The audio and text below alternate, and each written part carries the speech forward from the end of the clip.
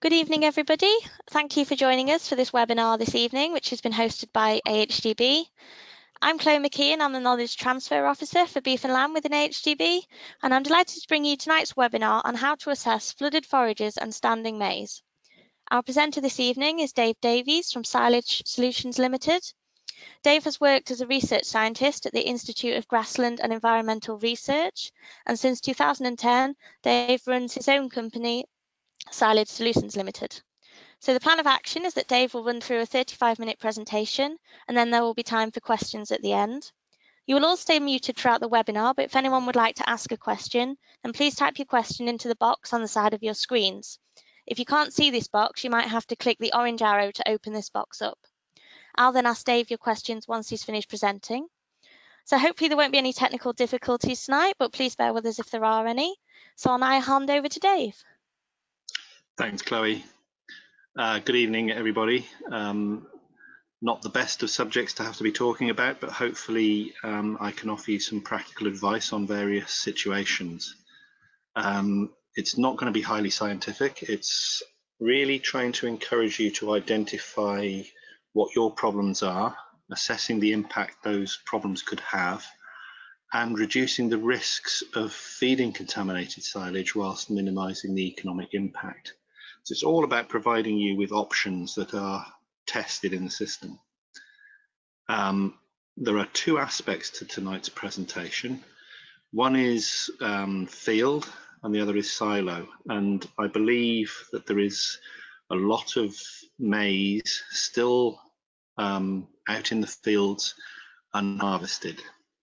And I really want to assess what we can do with this maize, because options are out there for actually up for your consideration, because maybe whole crop maize wouldn't be the best thing to do with this crop. So we can see there that particular field still waterlogged after flooding, but when we take a closer look, we can see on this close-up of that maize that actually there's a lot of soil contamination. The leaves are dead, so of low nutritive value. And if we take a closer look at those leaves, there's actually a lot of visible moulding on there, specks of mould, and those will increase the risks of aerobic spoilage of feed out of whole crop maize, and more importantly, the risks of mycotoxin contamination. So what are your options with this maize that's still out in the field? Is it ensile the whole crop, or is it to combine and crimp the cob or the grain?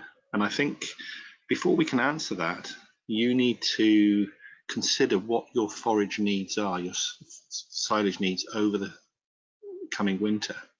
And the starting point really is to calculate what forage stocks you've got. So there is the AHDB website. It was developed for the drought, but it's just as applicable under flooding conditions. It's also applicable every year, and I think it's something that good farming practice we should be actually making more use of. There are other silage calculators out there in the marketplace on the web. I would strongly encourage you to use the AHDB one, because it's been developed without mistakes in the calculations, whereas some of them have mistakes in the calculations. The other advantage of the AHDB one is that you can put your own silage density in there. And through today's presentation, silage density is something I'm going to talk about because there's variation in clamps, variation in bales. And knowing that variation will help you to elucidate exactly how much damaged forage you may have. So I'm going to quickly suggest that each and every one of you in your silage clamps actually uses this method to measure the density, and not only in one place but across regions of your clamp. So what you do, you take a metal tube down here at the bottom, sharp edge on it, angle grinder, and push that into your silage clamp, screw it in just like a core you would. It's critical that this is somewhere between around 5 centimeters in diameter. You remove the silage from that core and you weigh it. And then to get the density on a fresh matter basis, it's the weight of silage out of the corer divided by the volume of a column, which is there as pi, the radius of your corer squared, and the depth of the hole left in the silage clamp. And if you measure those in meters and your weight in kilograms, then you can calculate your density on kilograms per meter cubed. Much easier to measure those in meters rather than convert from centimeters or millimeters, because you can quite often be a factor of 1,000 out if you do that. And if you plug that into the calculator that I highlighted on the AHDB website, it enables you to more accurately than taking book values get an assessment of your forage stocks. And by calculating what forage stocks you have now enables you to answer some of the questions that may be in the back of your minds, whether you need all that forage maize in the field as forage, or whether you could actually use it as a concentrate and just harvest the grain. Also, if you do need extra forage, you can actually increase the cutting height. That has a twofold effect.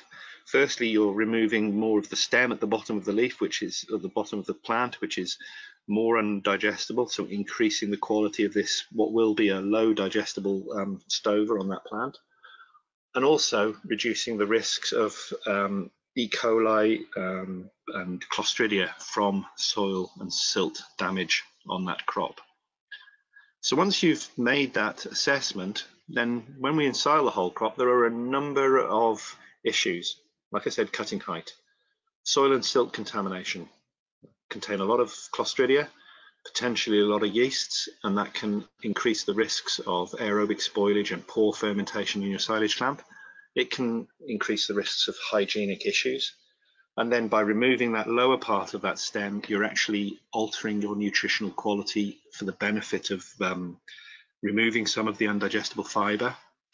Your starch content, if you are harvesting that as a whole crop, will actually be, as a proportion of the total maize, will be very high this year because you've lost a lot of the leaf and stem. But the starch digestibility, because it's so mature, will be poor. So we need to really make sure, if we're going to ensile that the corn cracker on the forage harvester is working absolutely efficiently. So I'm going to take you through a couple of scientific slides now, just looking at, and this is under normal conditions, not flood conditions, work from America, looking at the effect of maize stubble height on the actual value of the crop. And if we look at increasing the stubble height 40 centimeters compared to 15 centimeters, then at 40 centimeters we reduce the NDF, we reduce the ADF, and we reduce the ADL, this is the lignin, and therefore we increase the quality of that crop in terms of nutritional quality, but also in terms of intake, because this high fiber actually reduces intake. And another study here, identified in the box at the top, showed that increasing the stubble height from 10 to 30 centimeters increased the NDF digestibility, and by 2.4%. And a 1% increase in digestible NDF is equivalent to a quarter of a kilogram of milk. So you can see by that 20 centimeter increase in cutting height, we've got somewhere around 0.6 litre of 4% fat corrected milk. So it's very important, if you don't need all that total forage, that actually we leave some of it behind in the field, and this year it will be of even poorer nutritional quality than it is in a standard year. The other thing that we need to consider is cracking and starch digestibility. So I just want to take you through what happens with the starch digestibility and the effect of dry matter. Now, I know we were under flood conditions, but that crop, because it's going to head and going to seed, going into maturity, is actually going to be relatively high in dry matter. So we're going to be somewhere up this top end, despite all the water it's had, because it's a maturing crop. Now, if we look at the light green line on the top here, our starch digestibility is decreasing as our dry matter increases. And that's with ideally cracked seed. So at 30% dry matter, which is here, we've got 95% starch digestibility. Sorry.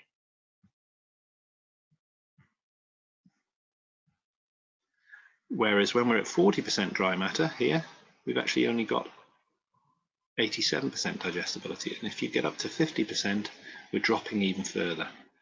It's also more difficult to crack these seeds the more mature they get. So then we follow the dark green line and we can see how much more of that starch becomes undegradable in the animal.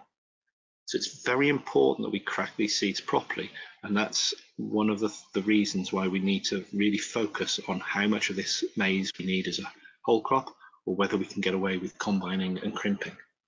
The other thing is the hygienic quality. You can see here dead maize, and if you look closely at that slide, you can see all those dark spots. That's all fungal infection in the field, increasing, like I said, concentrations of mycotoxins. This is some work again under good conditions. Whole maize plant there in the blue, and we can see, and this is calendar weeks on the horizontal axis, we can see how that zearalenone, as one of the critical mycotoxins in maize, increases very rapidly. That's in the whole plant. The green line is actually the cob. You can see, because that's protected by the sheath around the cob, the risks of that zearalenone are much lower. That's not to say that if we're going to combine in January, that won't increase in the whole cob, but it's not going to be as high as in the whole plant. If we just look at the zearalenone on as it increases on a % of the whole plant dry matter content, you can see again, as we get to these drier crops, because it's more mature in the field, it's beginning to die, more fungal infection, we can see how the zearalenone concentration increases as that dry matter increases. So I'm saying to you, make that assessment on how much forage you actually need, and then think about your options. Do you need it all? And then coming to silage additive, if you're going to make that maize into a whole crop, it is going to be challenging this year. It's not only going to be challenging because of aerobic stability, but it's also going to be a challenge for fermentation, because you've got a higher risk of Clostridia and Enterobacteria coming in, and you've got a lower sugar content because it's far more mature. So I would recommend, if you're going to ensile it with all that risk of soil contamination, that you actually choose a chemical-based additive that will control all microbial populations. Another thing that with the whole crop, and this is true with flooded silage as well, analysis by NIRS might be less accurate because it's a prediction like a weather forecast. It's based on a model.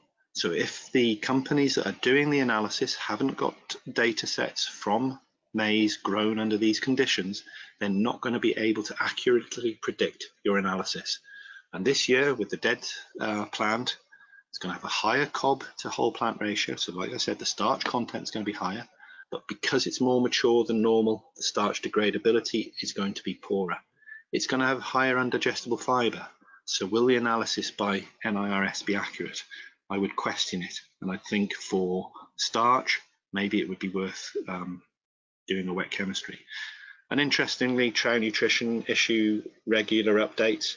And here is a quote from them.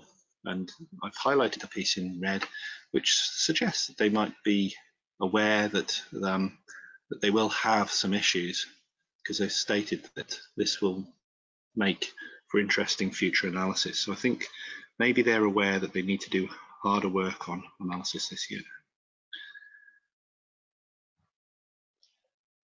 My screen is just frozen, so if you bear with me a moment.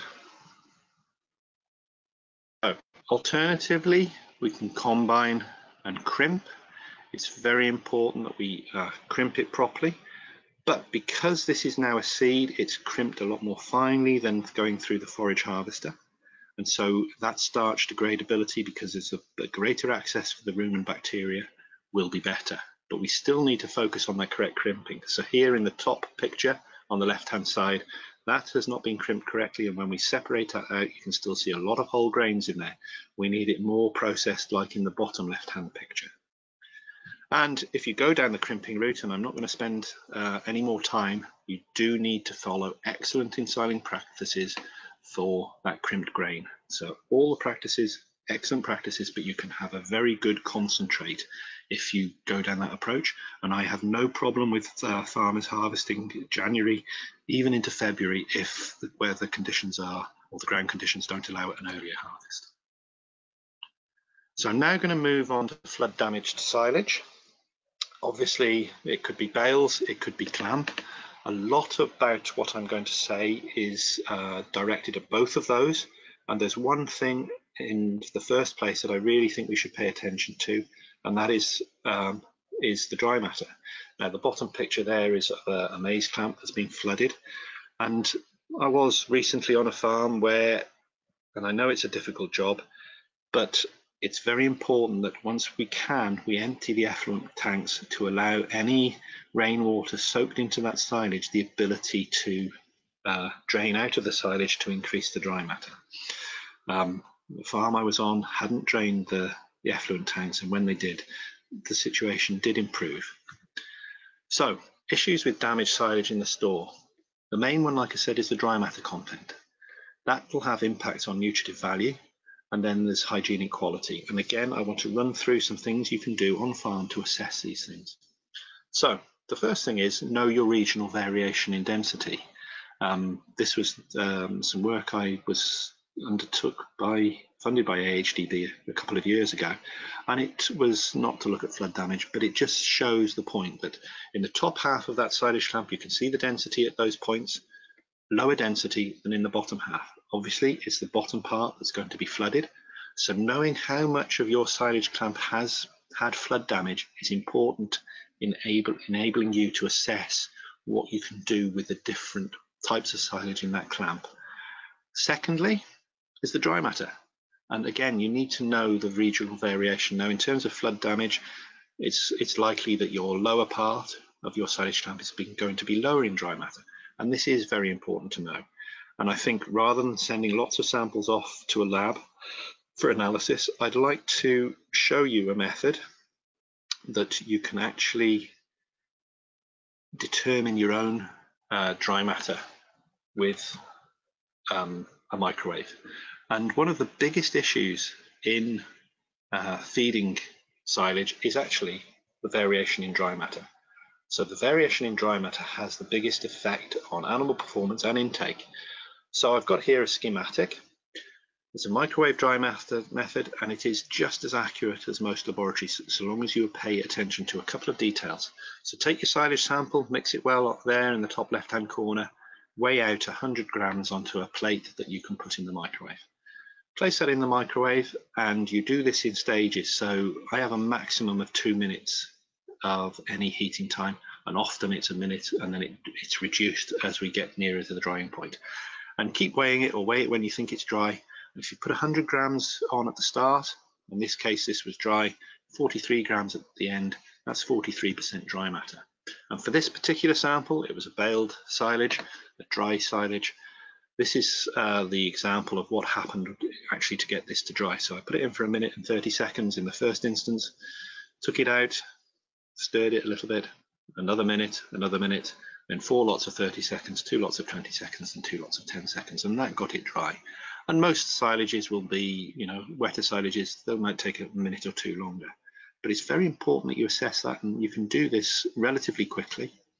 One thing I would say, just a health and safety warning, do not move away from the microwave. When it becomes close to dry, it can go on fire. And obviously if it goes on fire, that's a health hazard, but it also means that your dry matter estimation is inaccurate. But you will be able to tell, and once you've got practice, it's a very quick method. So I just want to go back to that silage clamp I showed earlier and show why assessing this dry matter is very important. So that clamp had a variation in density from 470 to 927 kilograms per meter cubed. It also had a variation in dry matter of 18.5 to 26.4%. Now, knowing that, and I'm just giving this example, and it's done in terms of dairy, but for those of you on the beef side, it's just as important. If we'd got a day's sample, 45 kilos was what they were being fed on a fresh weight matter basis. At 20% dry matter, that's only 9 kilograms of forage fed, whereas at the 26%, the drier end, it was 11.7 kilograms of dry matter fed. So if we think about that in the ration, that's a big difference in the amount of forage going into that ration. If it's on a beef unit where you're just feeding silage, maybe when it's wetter, you need to be aware of that so that you're actually feeding more, because if they're at 20% dry matter, animals will have eaten up, maybe you haven't checked, they're not being fed enough. So it's such a critical thing. And just looking at it on a dairy system, the difference, if we took an average of 10.5 ME in that silage, that was equivalent on that feeding rate of 28 megajoules of energy, which is over 5 litres of milk. So If we can assess the dry matter, know our quantities of silage with the given different dry matters, we can actually make our ration better. We can overcome some of the problems. And bearing in mind that if we want them to be healthy and we want them to overcome some of the other issues we might do, feeding to keep them healthy is going to enable them to be in a better place to overcome any problems. Now that was a grass silage. This is a maize clamp. Again, we've got variation in dry matter. This was 1 week. 6 weeks later, our actual dry matter had changed. And if we just look at the bottom left-hand corner there, that was a 7% lower dry matter 6 weeks later in that one region of the clamp. So again, this dry matter monitoring, now I would anticipate that if you've had flooding, it's going to be wetter now, and then hopefully as it dries out, it'll become drier. But doing that microwave dry matter enables you to take control of your feeding and knowing what's happening.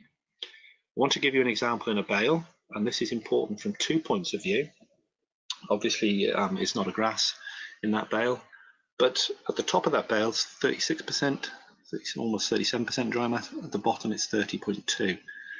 If you're sampling your silages and for analysis, it's very important that we take representative samples, even across a bale, because bales, once they become waterlogged or even with effluent, the bottom half fills up with that liquid, making them wetter.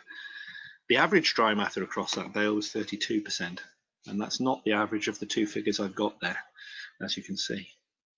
Now, just taking that one step further, and again, in terms of this feeding, because I think the flood risks, feeding wet silage is a major, or silage with variable dry matter is one of the major problems. And I'm just giving an overall example. So taking a 32% dry matter silage, and if we were feeding a dairy cow 50-50 forage to concentrate, which personally I hope we're more on feeding more forage than concentrate, but feeding 24 kilos of dry matter, that's 12 kilograms of forage. At 32% dry matter, that's 37.5 kilograms of fresh matter. However, if we look at the top of that bale, it was 36.9. If we feed 37.5 kilograms of fresh, that's actually 13.84 kilograms of dry matter of forage, 12 kilograms of concentrate. That gives us a forage to concentrate ratio of 53.6 to 46.4. If your ration needed more concentrate, then obviously if you're on a poorer quality forage, you could be compromising health because they haven't got enough protein or energy. A bigger risk, I think, is the bottom. Again, assuming it was 32% dry matter, we're feeding 30.2% dry matter, 0.2 dry matter silage here. We're now only feeding 11.32 kilograms of forage. We now have 48.5% forage, 51.5% concentrate. Are we pushing the boundaries for acidosis because we're feeding too much concentrate, not enough forage, not getting rumination going? So it's just showing how important assessing this dry matter content of your forages is. And in these flood conditions, we could have greater variation within both bales and clamps. So we need to be on top of this. So just in conclusion on dry matter, I think assessing both the dry matter content and quantity of silage affected is very important. Do an inventory of that flood affected silage, see how much has been flood affected and assess that dry matter content. And then you've got an option. If you're feeding different types of stock from one silage clamp, you can keep the non-flood affected silage for the high producing animals, dry cows and pregnant ewes. And then if you need to feed that silage that has been contaminated in the bottom portion, keep it for those stock that are less susceptible, the growing stock. I know it's going to be a problem for them going forward, but it's better than having a problem for those high producing animals and for your dry cows, because they are the future. They are the things that are going to make you money next season. And then ration the rest correctly based on the analysis. If you have got to feed everything every day, then make sure you're taking your ration from the entire height of your silage clamp so that you even out those dry matter differences on a daily basis, and you're not taking sections one day more from the top, more from the bottom on different days, because that will again upset the ration.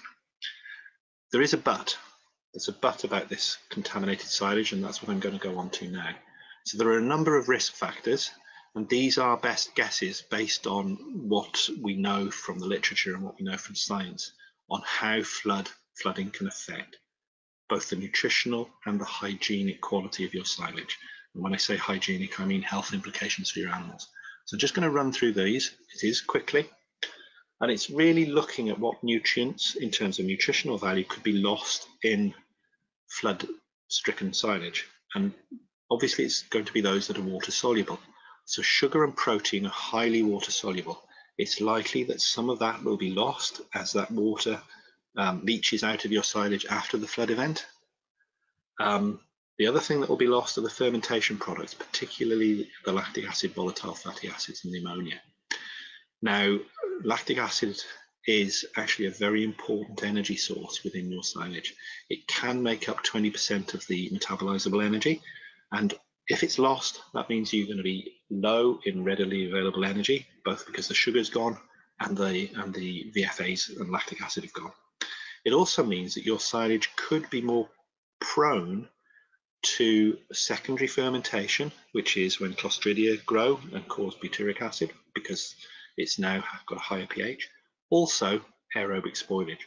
So again, feed out management of that is important. Other nutrients will be selectively retained. So what I mean is, because we've lost the sugar and protein, but we don't lose the fiber, we'll have a higher fiber silage. A higher fiber silage will mean that it'll have higher undigestible fiber. It means that it'll be more slowly digested in the rumen, and so you will have a slower or poorer intake potentially. So again, these things need to be thought about. We need to think about that in terms of rationing, and that's why I say if you can leave this poorer quality flood-stricken silage for those animals where intake isn't so important because you can feed them more, actual nutrient uptake isn't as important. So I think that's where I'm at with the nutrition. Ash is another question, and ash could have increased because of your soil contamination or your silt contamination in that flood water. It may have decreased because actually you've washed some of the minerals out of that silage. So again, they're just things that can alter and change, but the most important ones are those nutrients that you've lost. Now if we move on to hygienic quality, and luckily you can't see me, so you can't shoot me for the next comment, but the source of water in the flood event is actually quite important. Because if it's river water, it is relatively clean. It may look dirty. It will have mud associated with it. It will have undesirable bacteria, but it's not as bad as slurry or sewage contaminated dirty water. And I think if you've got the latter, then you need to seriously consider whether it is worth the risk of feeding any of it. If it's just river water, then we can, I think, overcome many of the issues that we've got. Now, the big risks, and they're not in any particular order, are Listeria, Clostridia, Bacilli, and Enterobacteria. The first three in that list can cause things like abortion. They can cause death, both in adults and young. So they are critical. And because, like I said earlier, we have removed the acid that preserved that crop with that flood damage, then the risks of clostridial activity and secondary fermentation, which is not the heating when you feed out, but it's the production of more ammonia and butyric acid because the clostridia are no longer controlled. So what I'm going to suggest now in terms of this hygiene and health is that, again, you can do an on-farm test. You can measure the pH on farm. So if I just run through that, and hopefully my slides will catch up in a minute. They have done already.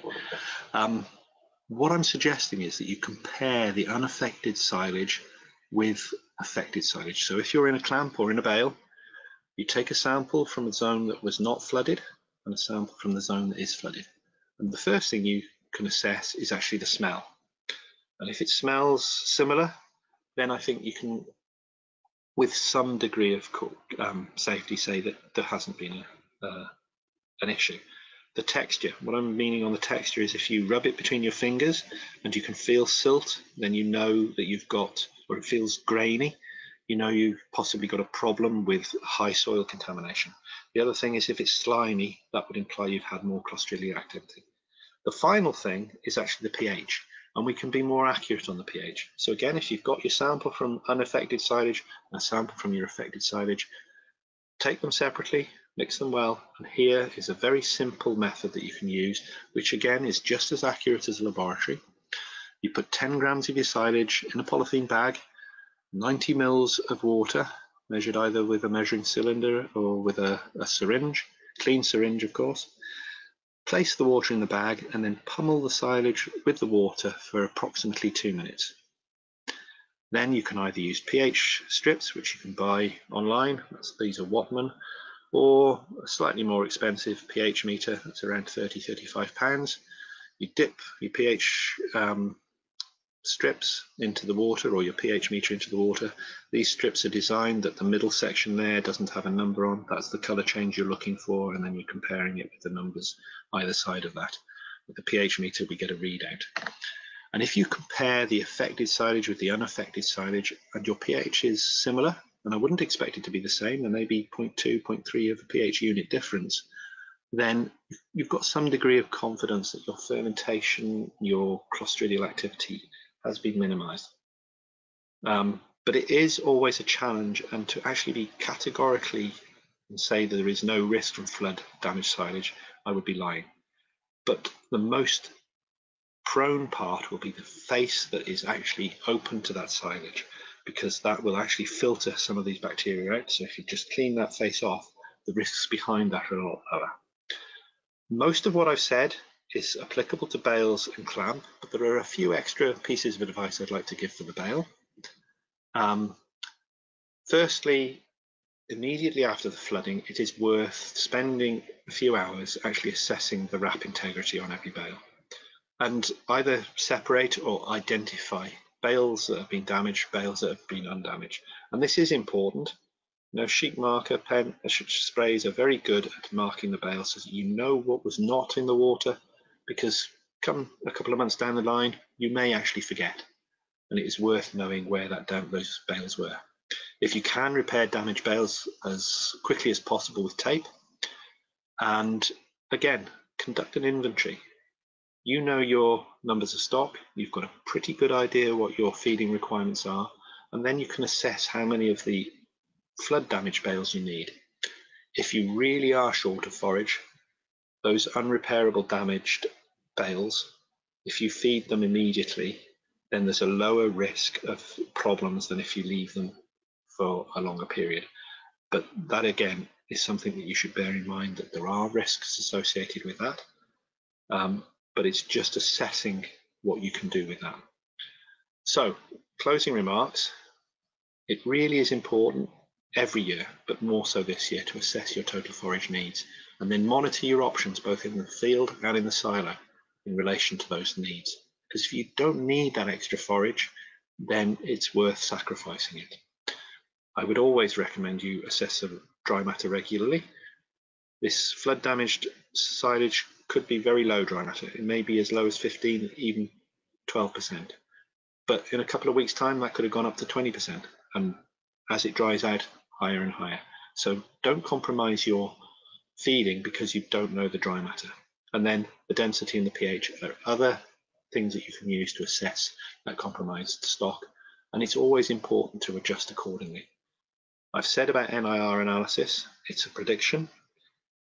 There aren't databases with flood damaged silage in there. So two key nutrients that I would believe it is worth paying for a wet chemical analysis would be protein and NDF, because NDF gives you an idea of the fibre, which a good nutritionist will then have an idea of the digestibility from that.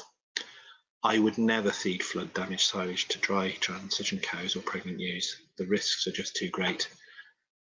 Ideally, we wouldn't want to feed it to anything, but I know in practical situations you may not be able to have that option. So just assess through the things I've said tonight on what you believe those risks are.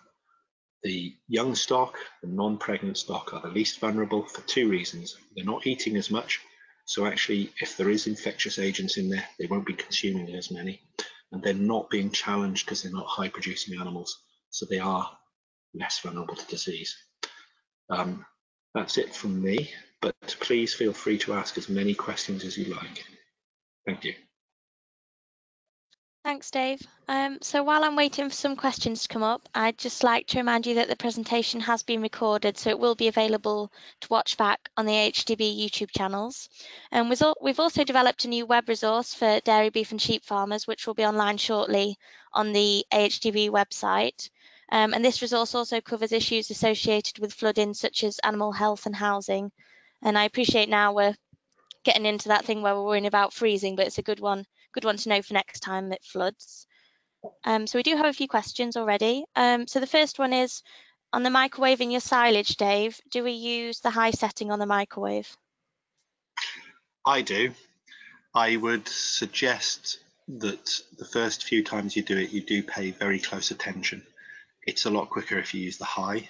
Another little tip is I generally only dry 50%, 50 grams, not 100 grams, because it dries that much quicker.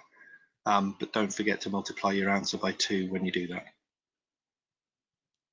Thank you. And do we know the impact of next year's silage crop to the fields which have been flooded this winter? It all depends on what current ground cover you have with your grasses, because if you've got a lot of residual grass on that sward, then that soil and silt will contaminate it.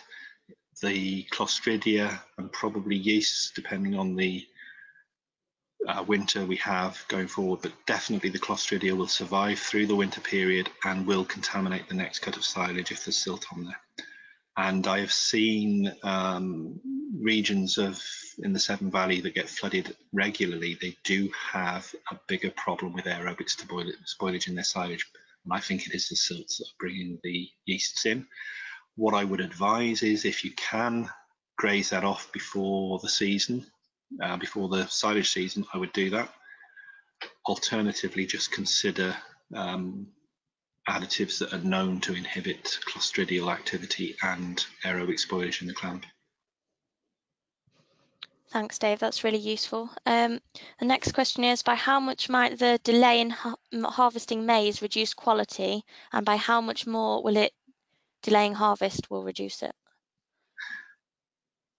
From now on, I think most of the maize is now dead. The leaves and the stems are dead. So I think the delay in harvest from now on is not going to make a huge difference to the quality.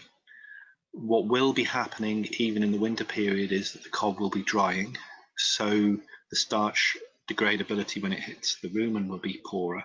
So it is absolutely essential that we make sure that we crimp, or if we're doing a whole crop, we damage all of that grain correctly, that we're using the corn crackers really, really well. Thanks, Dave. The next question is, you've mentioned bacterial contaminants. Do you know how much affected silage an animal would need to eat before becoming affected by these bacteria? That is a very difficult question, because if you take the case of listeria, and something I didn't say, so I'll come on to that in a minute, you only need 100 listeria to cause disease in sheep. And you can get 100 listeria in a gram of silage. It just depends whether that water was contaminated. What I didn't say on bale silage, there's two things. If you've got damage to your bales, and when you open them up they're mouldy, the listeria are not in that mouldy patch. They're in the region around the mouldy patch. So if you are going to feed mouldy silage and you remove mould, you need to remove twice as much of what looks like good silage from around that mouldy patch.